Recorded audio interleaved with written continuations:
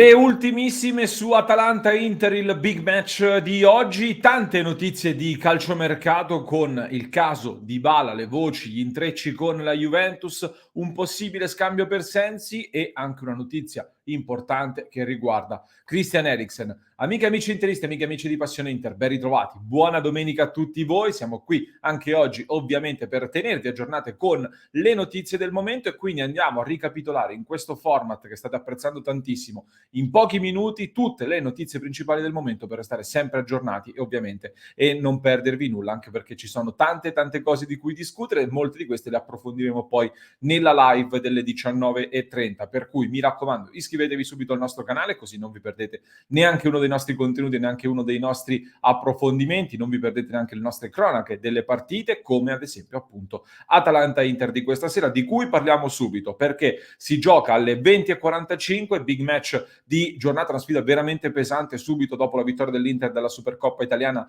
Mister Simone Inzaghi ha detto bisogna mettere da parte l'euforia, ma bisogna anche cavalcare, secondo me, l'entusiasmo del trionfo per come è maturato contro la Juventus. Di fronte però c'è un avversario tostissimo. La partita sarà visibile su DAZN, noi di Passione Inter saremo in diretta dalle 19:30 per commentarla insieme a voi con il pre-partita, la cronaca della gara e tutto il racconto post partita. Una gara con tanti numeri, tante questioni anche tattiche molto interessanti. Si affrontano il primo ed il terzo attacco della Serie A per numero di gol segnati, la quarta e la quinta squadra in questo campionato per possesso palla, numeri molto simili tra le due squadre per altezza del baricentro, la linea di recupero, quindi quanto alto vanno a recuperare il pallone le due squadre, la lunghezza della squadra, entrambe molto compatte, il numero di passaggi, danno tutti i numeri che danno la dimostrazione di due squadre che interpretano il calcio in maniera simile, nonostante tra l'altro tra i due allenatori Inzaghi e Gasperini non ci siano proprio dei rapporti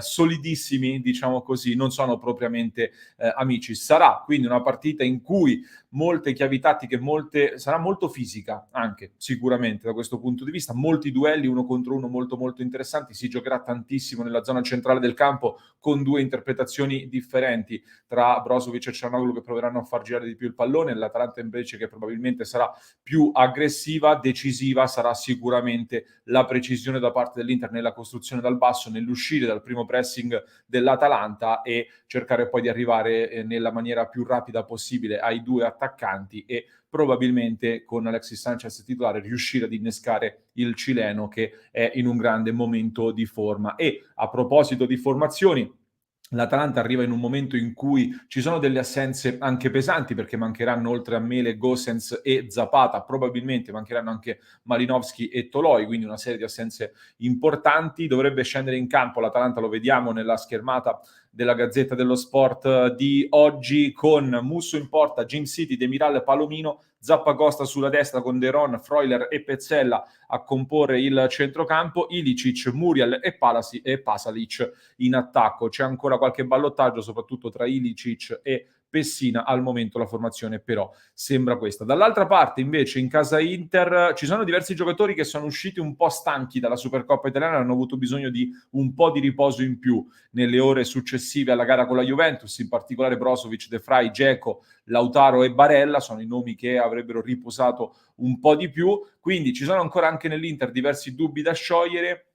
In difesa, in particolare davanti ad Andanovic, si prepara Skriniar, c'è De Vrij e c'è D'Ambrosio, va tenuto però aperto un ballottaggio per De Vrij che potrebbe rifiatare e c'è un D'Ambrosio che si candida eventualmente a sostituirlo. Al momento mettiamo davanti De Vrij. Sulla destra mettiamo davanti Darmian che potrebbe tornare titolare dopo una lunga serie di presenze di Dumfries titolarissimo, e poi al centrocampo sempre Barella, Brozovic e Çalhanoğlu con Perisic a sinistra. In attacco vi dicevo Alexis Sanchez in un gran momento di forma, sarà quasi certamente lui dal primo minuto a far coppia con uno a questo punto tra Dzeko e Lautaro Martinez. Queste sono un po' le notizie del momento, vedremo poi le decisioni finali di mister Simone Inzaghi, con comunque chi partirà dalla panchina sarà ovviamente poi coinvolto a gara in corso, anche perché saranno dei duelli molto importanti e una delle chiavi per poter vincere questa partita sarà anche la gestione dei cambi e dei vari momenti della gara.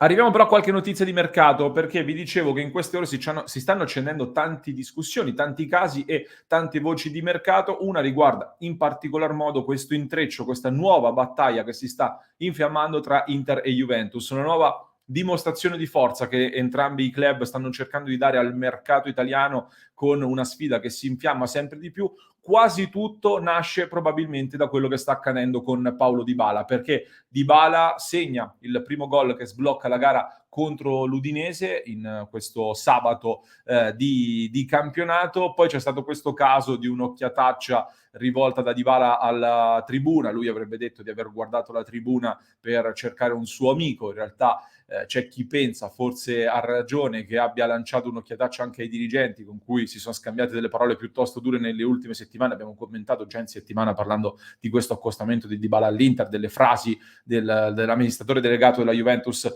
Maurizio Arrivabene.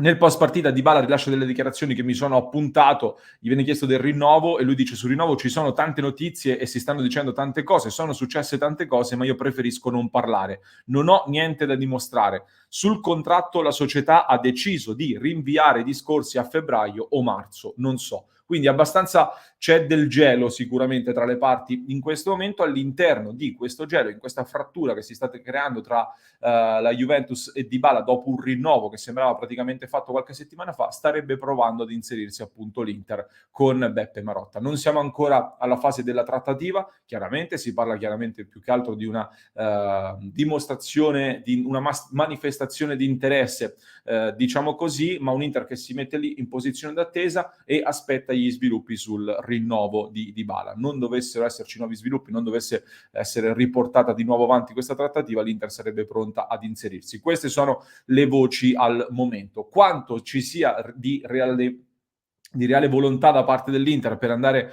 a scippare, diciamo così, Dybala alla Juventus, e quanto invece sia una manovra di disturbo, bisognerà definirlo, bisognerà capirlo, anche perché vi dicevo si stanno accendendo tanti segnali da questo punto di vista, con Inter e Juventus che si stanno dando battaglia anche su altri profili. Su Scamacca si è già parlato molto nelle ultime settimane, sembra che la Juventus si sia inserita adesso anche su Frattesi, un altro profilo che l'Inter sta valutando molto molto attentamente. Il tutto rientra secondo me in una strategia ancora più ampia che probabilmente, al netto di assalti dall'estero, riguarda e coinvolge anche Dusan Vlahovic, per cui attenzione a questa serie di duelli.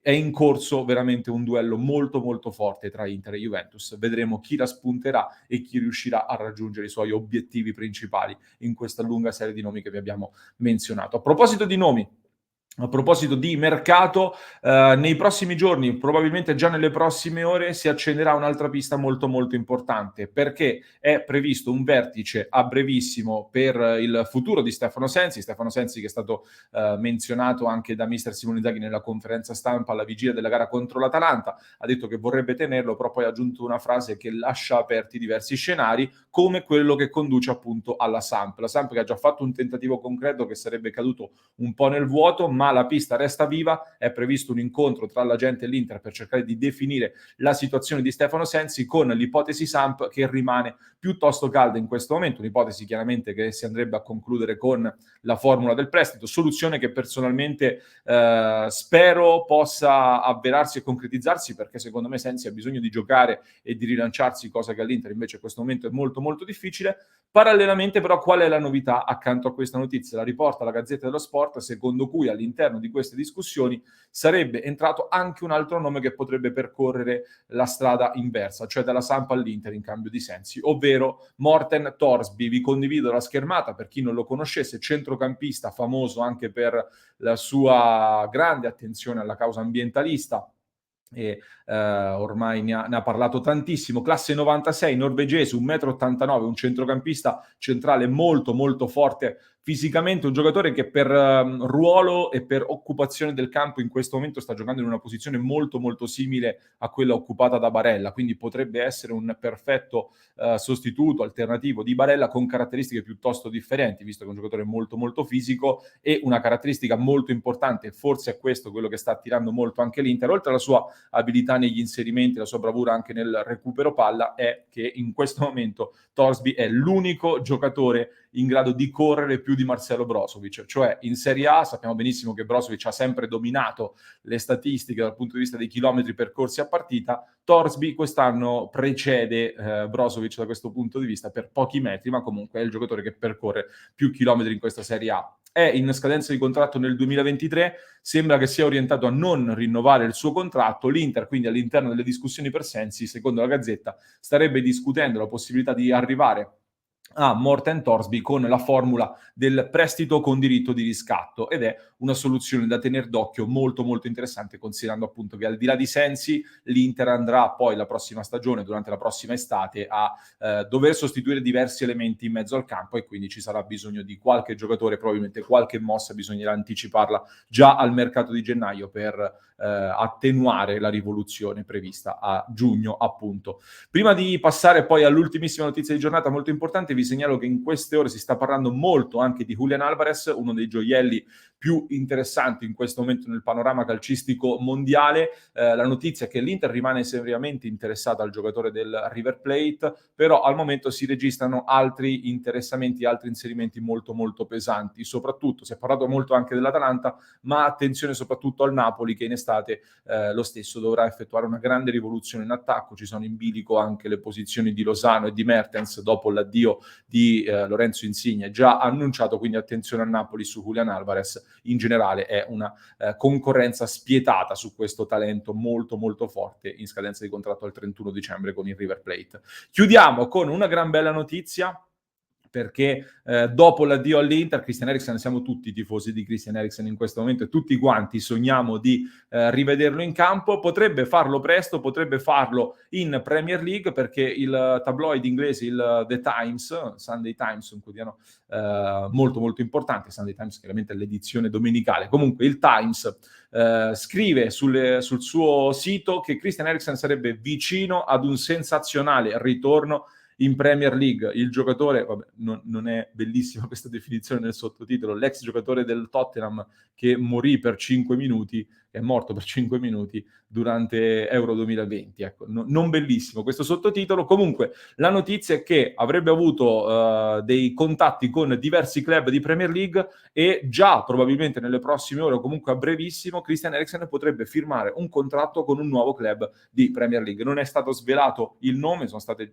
fatti chiaramente degli accostamenti con il Tottenham, ma non solo, ne sapremo di più a brevissimo. In ogni caso è bellissima la notizia di poter rivedere in campo Christian Eriksen, saremo prontissimi a seguirli ovviamente anche qui su Passione Inter, e quindi mi raccomando iscrivetevi al nostro canale così non vi perderete neanche tutti i prossimi aggiornamenti su questa e tutte le altre notizie. Vi ricordo che potete sostenere il nostro progetto, potete farlo tramite gli abbonamenti che trovate qui sotto per aiutarci a portarvi ogni giorno nuovi contenuti, tutti gli aggiornamenti con le varie notizie e alcuni approfondimenti che stiamo già realizzando in questi giorni e li pubblicheremo a brevissimo, molto molto interessanti, con un tema particolare che stiamo sviluppando. Per cui se volete sostenerci, qui sotto trovate gli abbonamenti. Se mi avete seguito fino a qui, mi raccomando ragazzi, nei commenti lasciatemi le vostre sensazioni in vista di questo Atalanta-Inter, una partita molto importante da vincere a tutti i costi, e lasciatemi anche, facciamo come al solito nel giorno della partita, l'emoji del pallone, che appunto è centratissima per il match day. Mi raccomando, aspetto i vostri commenti e ci rivediamo poi in diretta alle 19:30 per Atalanta-Inter. Forza ragazzi e sempre forza Inter.